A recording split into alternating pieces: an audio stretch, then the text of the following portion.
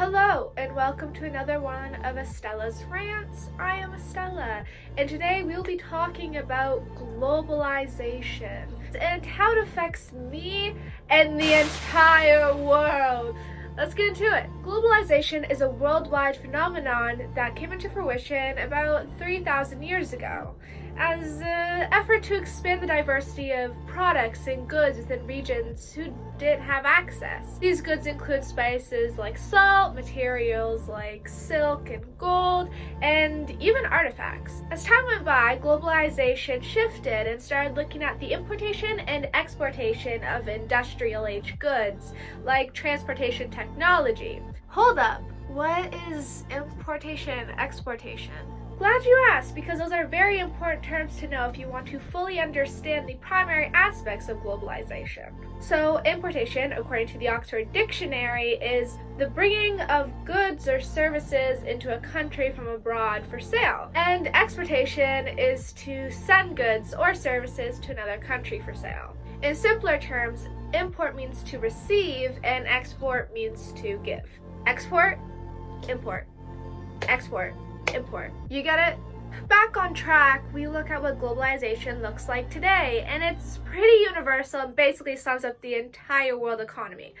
It's worked to advantage in broadening cultures and human evolution and lifestyle, and has also created a great number of jobs for many, not to mention the increased international immigration. The advancement of this international trade is typically seen as a major win and gift to the world, which to an extent it is, but people tend to ignore the severe negatives without much interest or drive to resolve the very prominent flaws and issues within globalization. My favorite candy used to be the Kinder Bueno bar, a chocolate bar created by the Italian chocolatiers at Ferrero, the same people who gave you the iconic Kinder Egg and the Ferrero shares you always see around the holiday season. So yeah, their stuff is pretty delicious, but then I became aware of their various controversies. In 2016, they were accused of child labor in Romania in an expose conducted by English newspaper The Sun, where they interviewed the various persons involved in Ferrero's despicable hirings. On top of that, Ferrero's affiliation and responsibility for deforestation by palm oil plants,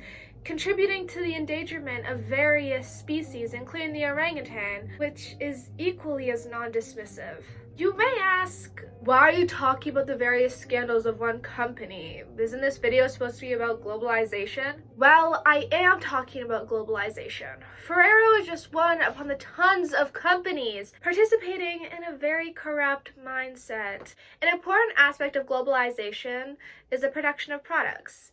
A lot of these take place in factory warehouses where hundreds or even thousands of people work, and sometimes in repulsing conditions with unmerciful pay as low as $1.25 Canadian. Some companies rely on slave and/or child labor, an example being production facilities for inmates in prison, aka penal labor. Some companies actively sourcing penal labor include McDonald's, Starbucks, Walmart, Victoria's Secret, Whole Foods, Microsoft, and Nintendo.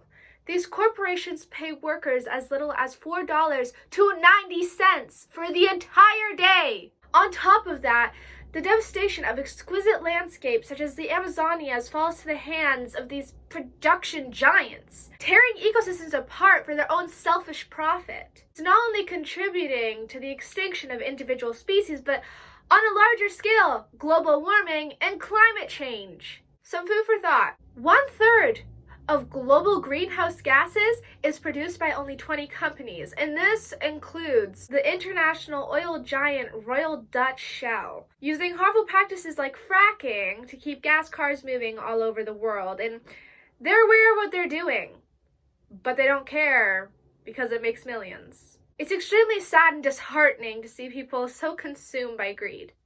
Globalization started out as a means to diversify in all the corners of the world, but now it's shifted to an Americanization of cultures, corruption, compromising our planet's health, all while fueling the top parent company to overwhelming amounts of money. But heck, you don't even need to be a company to be successful in the acts of globalization. Take a look at the peeps on Wall Street. They contribute individually to globalization in the form of investment and trade stocks. We still have a short window of time to reinstate and reassess the processes and practices of global trade, consumerism, and overall business morale, but we have to act quickly.